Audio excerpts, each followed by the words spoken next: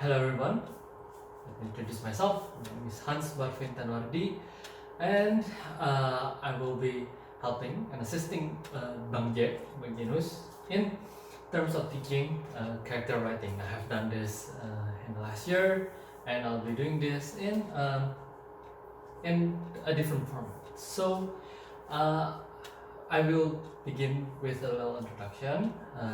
I am a SVISA alumni. I'm as of now learning as a physics student in Bandung Institute of Technology. I'm aware that it is not exactly the exact major that you would like to, that will dive deep into character writing. So, but regardless of that, I would like to share the knowledge I have on in this topic. Throughout the many years, I have watched movies, read certain screenwriting books, and of course, watching some YouTube videos on script writing and so on. Now, we will begin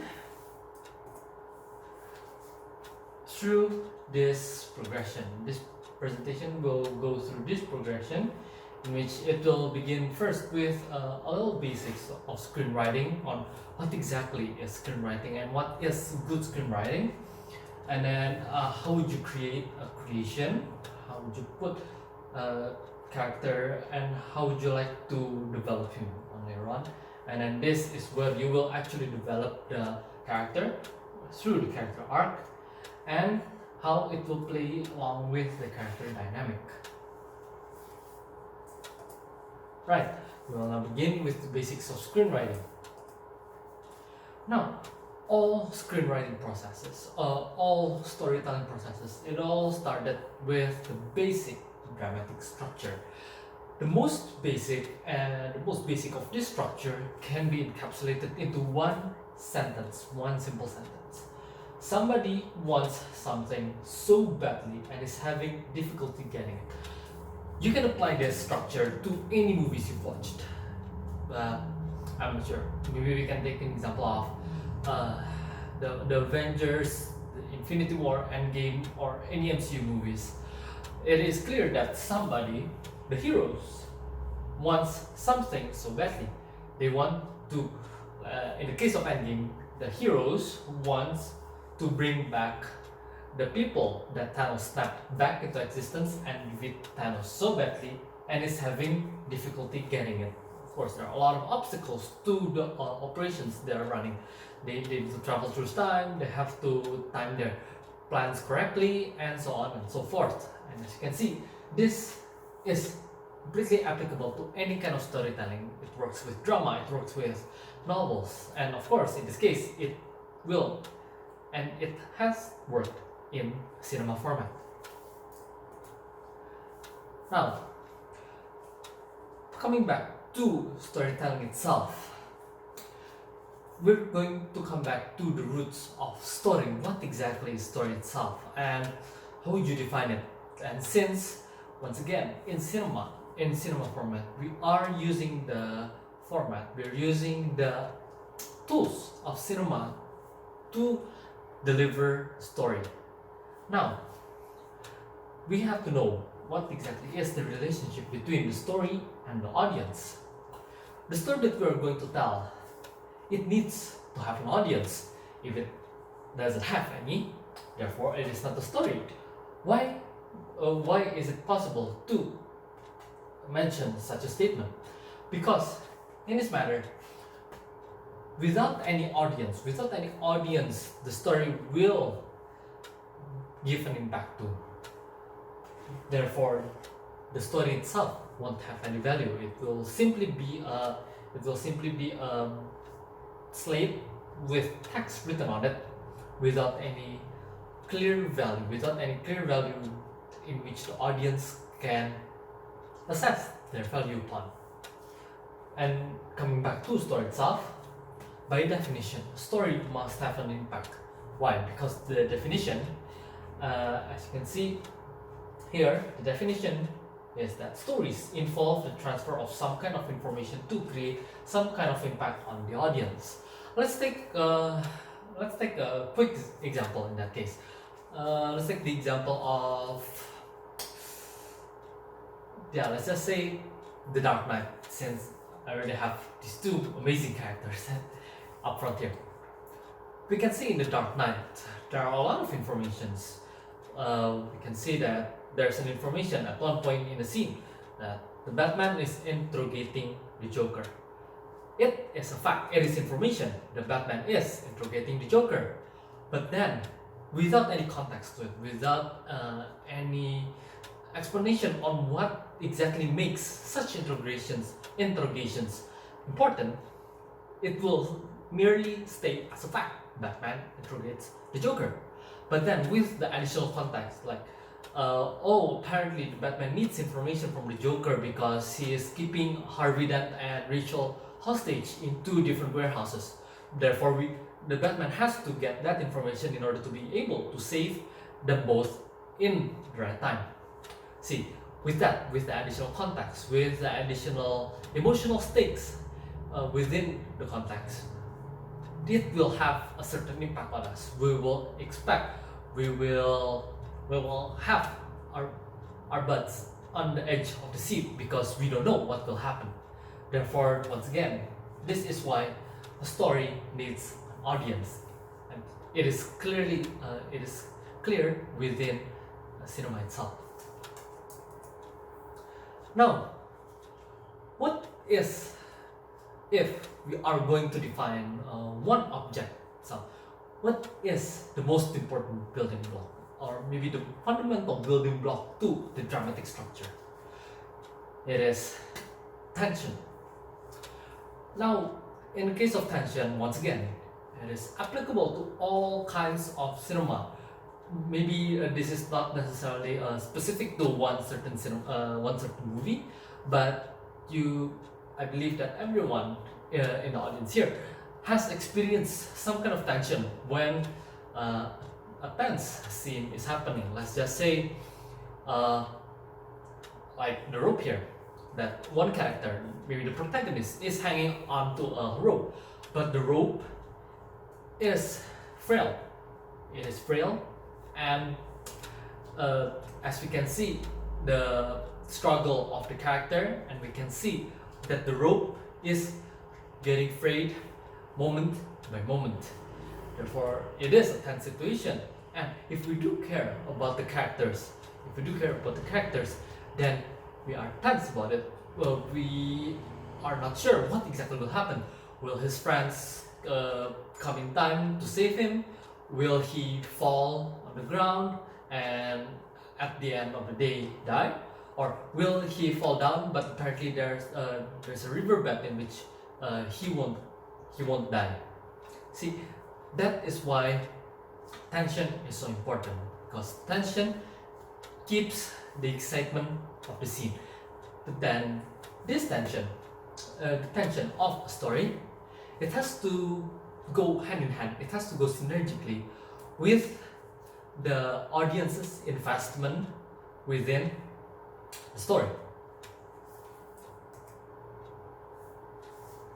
Now, through the tension that has been explained, it is one of the fundamental ways to create an impact on the audience. But then, how do we make an impact even with tension? With only tension, you're aware that, oh, it is dangerous, but let's just say there are certain cases where certain moments are not exactly tense situations, like opening a file, or guessing a password, right?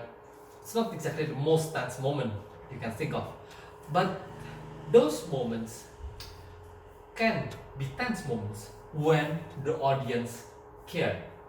When the audience care if the protagonist will live, if the audience care that the protagonist gets to escape the facility with the information he has gathered from the enemy.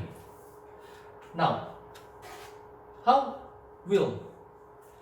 should we make the audience care about the story? Of course, first of all, it is clear. We have to make the audience understand the story. If the audience doesn't understand who's the main character, what exactly is at stake, what is the main conflict, and what exactly is the what exactly is the antagonist want from the protagonist, then they will simply be confused. They will simply be confused, and therefore they cannot care about what happens within the movie.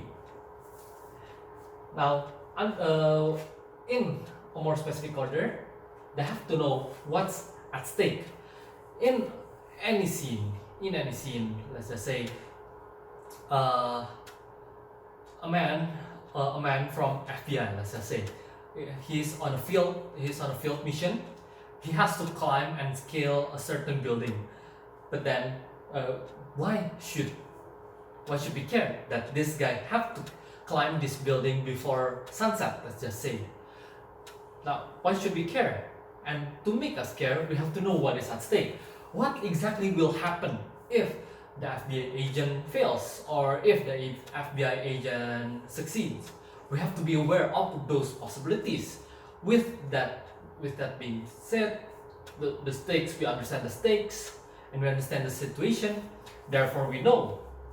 Therefore, we know what. Therefore, we know, and we know what to care about within the story.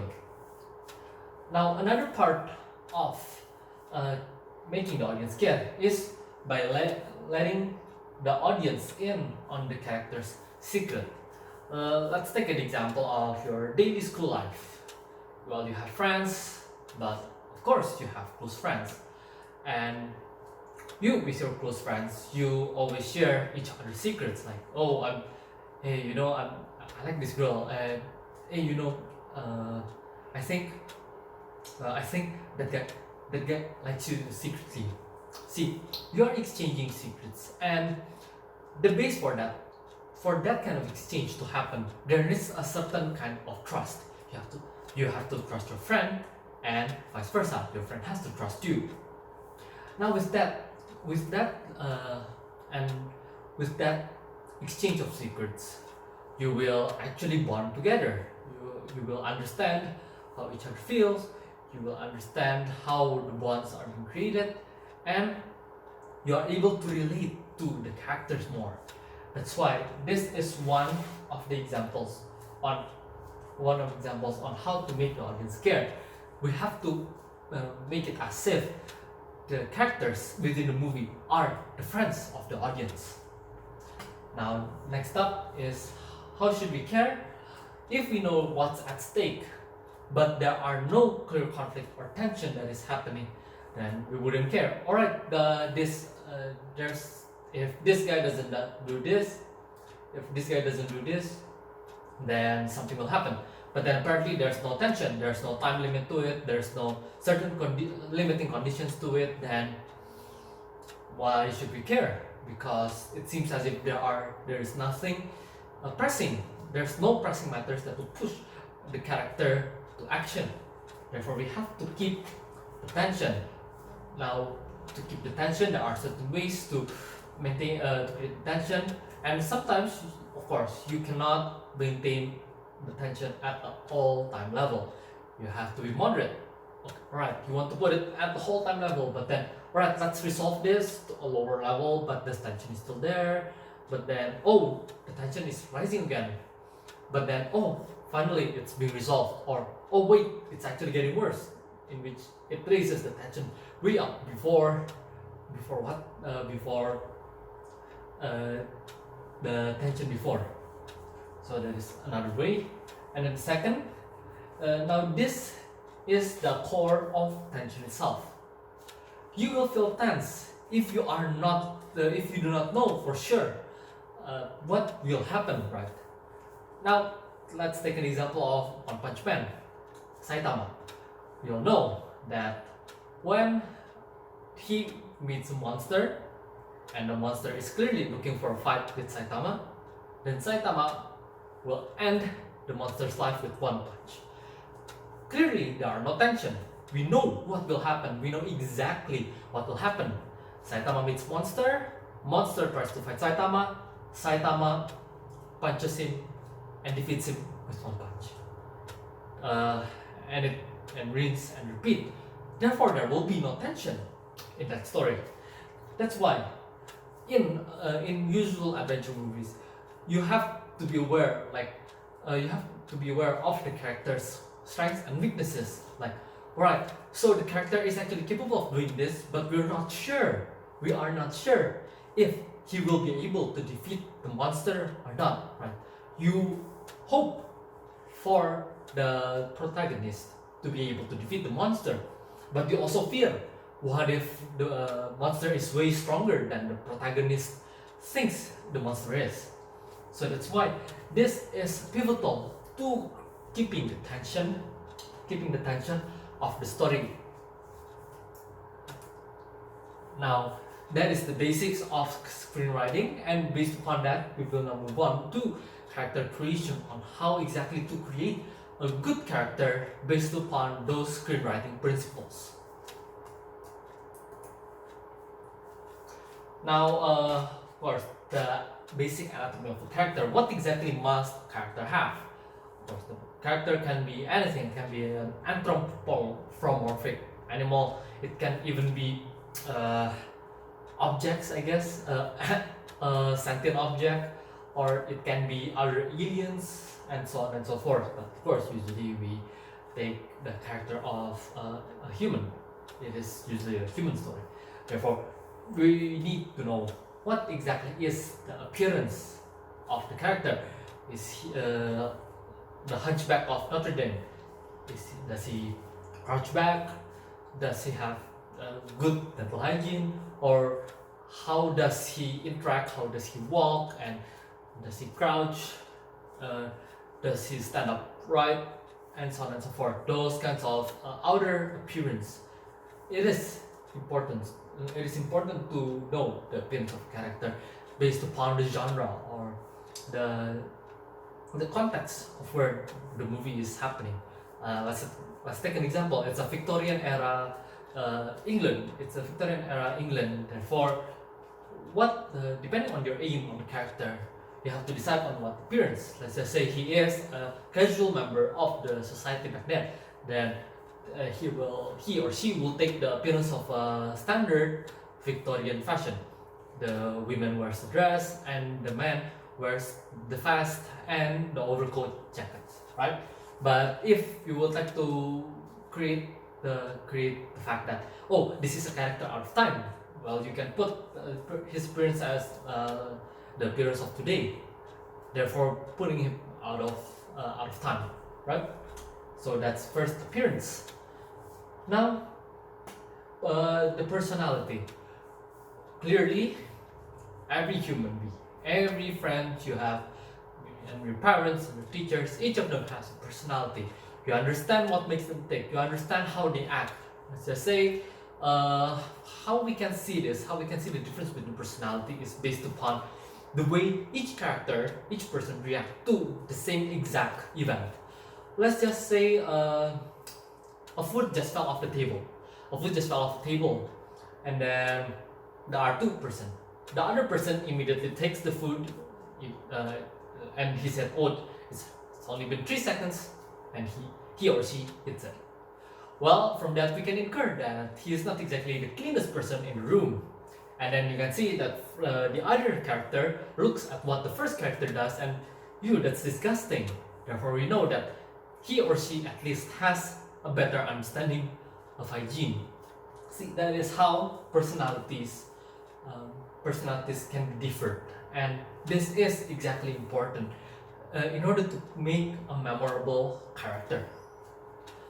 Now, more specific to the personality, usually the personality is the product. It's a product of all the next three: beliefs, wants, and flaws. The personality is simply a product or an end consequence of these three, because let's just say that it is a fighting game. Not necessarily a fighting game, but yeah, it is a espionage story. And then he has a certain belief that all his enemies must die.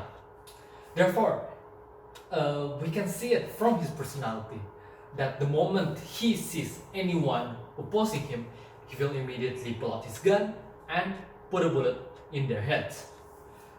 Now, that is a certain personality that the character has.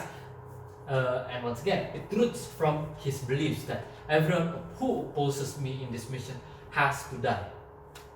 Now, beliefs, these are basically the main tenets, the main beliefs that the character has. Like, I believe the character believes that all evil must be punished. The character believes that all food, regardless how bad, must be eaten, and so on and so forth. Those are certain examples of beliefs that characters may have, and it will manifest itself within the personalities of those characters. Now, wants is not exactly beliefs, but it is more to in the moment want, especially in the story. They may have a belief that uh, all food, regardless how bad it tastes, has to be eaten, right? Now, but let's just say in the story, it demands that the character wants wants to eat the best food in the world, and maybe in the process of his or her journey, he has to eat other less savory food. Therefore, we can see that his wants is his hope. I want to do this, I want to get that, I want to be able to do this, and so on and so forth. And then next is flaws. These flaws will show a certain quirk of the character, like he is sloppy, he is lazy, he is gluttonous, he is greedy. See, these flaws are important. Why? Because we as humans, especially when we see characters, regardless if it's an alien, if it's an anthropomorphic object, a sentient moss, and so on and so forth, we as the audience, we are humans. Therefore, we have to be able to relate to the characters. We have to understand that these people, they are representations of a certain human aspect of life. See, a character who is perfect, who has no flaws whatsoever, is no fun, because they are predictable. We know that, he's perfect, he will never do any mistake, and it is proven from, let's just say, the first half of the story. Therefore, you will know and you can infer correctly that the rest half of the movie will go with a breeze without him or her tripping on anything, because the character is so perfect. Therefore, there are no relatability to the character. We don't understand. We will never understand a character who is perfect, because no one in this world is perfect. That's why these flaws are essential on keeping the character as human as possible. Now, the last view, the first one here, a character has to have a life of their own. We have to understand before we start the movie, what exactly is the character doing? Is he a tech billionaire? Is he a soldier? Is he a simple businessman? Is he a peasant? We have to understand that. Why? Once again, it is for relatability. We have to understand. What is the character's place in society. What is the character's place in the world? When the story that you're about to watch is not happening. Therefore, it gives a human feel to your character. You understand that your character is simply a human who happens to stumble upon a story, which is something completely human. And that is exactly why this part is essential. Now, another part is one important thing about your personality is what makes your character tick. Like, what turns him on, what turns him off, what excites him, what puts down his interest. Therefore, if you are capable of answering this question, therefore you can be sure that you have created a memorable character, since the audience understands what makes the character tick. Now we will move on to character arc itself. By definition, a character arc is an arc spanning through the movie that shows the full extent of a character's change, how the characters develop. Now, this is one example of a character arc. You can see that there's the status quo, and you can also infer it from you can also infer such graphs from the three-act structure. Yeah, that graph with that shape. Now we can see that this also takes similar take on the three-act structure, while the three-act structure focuses more upon the plot, on the events story. This chart focuses upon the experiences of the characters, and as you can see, there's the status quo, the life of the own character. What is the character doing before the event of the story? Now there will be an inciting incident, and there's a uphill battle. The character will go through a process of self-discovery to experience from his or her experiences. He or she will understand that, oh, he or she will learn new things. They might stumble through obstacles, but at the end, through the obstacles that the characters have to overcome, they will finally come to a realization. They will learn of a new thing, and therefore the character will change. The character will learn new things, and the character will change either for the better or for the worse. It all depends upon the story that you're developing. And then based upon this new realization, there will be a new status quo. Now, the most important part of a good character arc is a character's decision. The character's personality can only be clearly manifested and shown, remember, not told, but shown, through the character's decision. Let's take an example of, I just love this movie so much, The Dark Knight, because it has one of the best examples.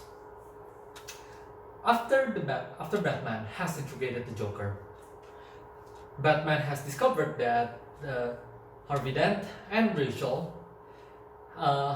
has been put in two different warehouses and has been raped with a ticking bomb. Now, Batman has to make a decision.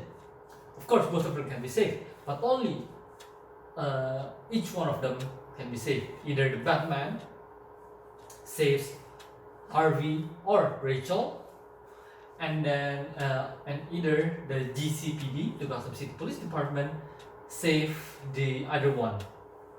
Now, with that, we will understand how does Batman think. What makes Batman think? What exactly does he value? And as you can see from the movie, the Joker gives the location of where the warehouse where Harvey is put and where Rachel is put. But then apparently, little does Batman know that apparently the Joker swaps those two addresses. Therefore, we can see that Batman has made a decision. He has made a decision to save the love of his life, that is Rachel. But then when he finally came to the warehouse, he apparently meets Harvey Dent instead of Rachel. And the GCPD is too late to save Rachel, therefore letting Rachel die. And as you can see from that decision, we can see that Batman values his personal life. His personal love matters more than a Gotham City official, especially an attorney general. Therefore, it is clear that we have to see the character. We have to see how a character develops through the decisions the character makes. Now, through the journey of the story, the protagonist will be accompanied and with other characters, and of course, the protagonist will also be challenged by the antagonist. You can see there are certain types of characters, and these are usually the most common types of characters. There are more detailed types, but these are usually the most common types of characters that we meet in the silver screen, or in that matter, in any story that has been told. Now, we know what an antagonist is. They antagonize. They go against the protagonist within the story. Now, to write a good antagonist, the antagonist has to be an equal to the protagonist. Once again, let's take the example of Saitama. Saitama as a protagonist and the monster as antagonist. We clearly know that the protagonist, Saitama, is way above the monster. Therefore, it won't create much or interesting conflicts, because we know that any possible conflicts that might happen between these two characters will easily be resolved by one punch and one punch only. And that is clear. Therefore, there are no interesting conflicts between protagonist and antagonist. Now, a good antagonist has to also have the strengths, has to have their strengths derived from the weaknesses of the protagonist. Therefore, we see how each of these characters, the protagonist and the antagonist, is a complete diametric opposition to each other. Now, with that, we will see clear and interesting clashes between these two characters. And in addition to that, to create a good antagonist, the vice versa, we need to also have the vice versa, where the weakness of the antagonist is the strength of the protagonist. So that will make for an interesting antagonist. The next is that the good antagonist within a story has to force the protagonist to make difficult decisions. Once again, let's come back to the example of The Dark Knight. The Joker has forced Batman to make difficult and tough choices. The Joker has forced Batman to make the decision between Harvey Dent, and Rachel. The Joker has forced a lot of people, and not only the protagonist, but also other people in Gotham, to make their own moral decisions, as seen from the boat scene at the end, at the nearing of the end of the movie. Now, it pushes the protagonist to develop. It gives the protagonist a reason to develop and to go through a satisfying arc. And now, the last thing, what can make a good antagonist is the fact that the antagonist strives for the same goal with the protagonist, but with a different method. Coming back once again to The Dark Knight, we can see this being clearly shown in the final confrontation between Batman and the Joker, where the Joker has stated clearly that both of them, the Batman and Joker, has both fought for the soul of Gotham, but then their methods are complete opposites to each other. Batman believes that he can win the soul of Gotham through law and order, through justice. But Joker, he goes around that same objective through chaos and pure disorganization. And as you can see, we can see a clear foil, a clear comparison between the protagonist and the antagonist. And now, with the more lesser known types of characters, there are supportive characters. Of course, as the name just suggests, supportive characters are characters who supports the protagonist in certain ways, maybe in terms of moral, in physical ways, especially maybe in spy movies, he becomes the intel and so on and so forth. And then these supportive characters, they will affect the protagonist on a deeper level. The protagonist and the antagonist may oppose each other, may collide with each other, and both will affect each other, protagonist to antagonist and vice versa. Now, how does the supportive character may affect the protagonist on a deeper level. The supportive character may build relationship that is not bonded by any other types of character with the other characters within the story.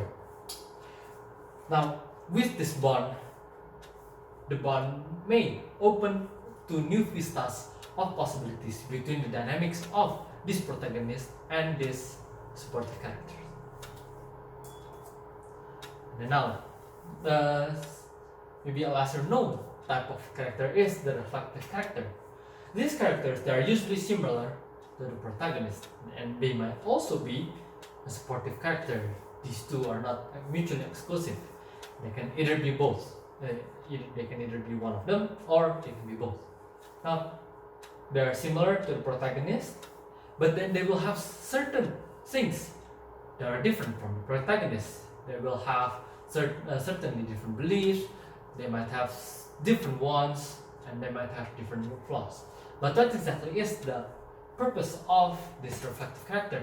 The whole purpose of this character is to be able to broaden the scope of the audience on one aspect of the protagonist. Let's just say that the protagonist loves sandwich. Let's just say loves sandwich. Why? Because it is easy and you can easily give them to people, right? But then maybe you can see that at one point these reflective characters will clash with the protagonist, and they say that, oh, you just want that because you only love sandwich, no need to cover it up, right? So we get to see a different aspect to the protagonist's love of sandwich. He might say that, oh, I love sandwich because it's easy to make and I can give it to poor people or homeless people at the sides of the street. But through the clashes between the reflective character, we can see that it is a clear foil where the reflective character sees through the protagonist, and therefore we get to see a different perspective on one aspect of the protagonist. In this case, it is the character's love of sandwiches, or maybe it is something. There is an official literary term for these kinds of characters, and they're usually called foil. And I assume that each one of you here who has been schooling in CBCS have heard of this literary term. Now, we expect that this reflective character were capable of diving deeper into the different aspects of the protagonist from different perspectives. Now, that is the end of the presentation. I hope that you have gained a great insight on character creation, on character writing, or even in screenwriting in general from my presentation. I do hope the best of luck to you guys. Stay healthy and see you on different occasions. Goodbye.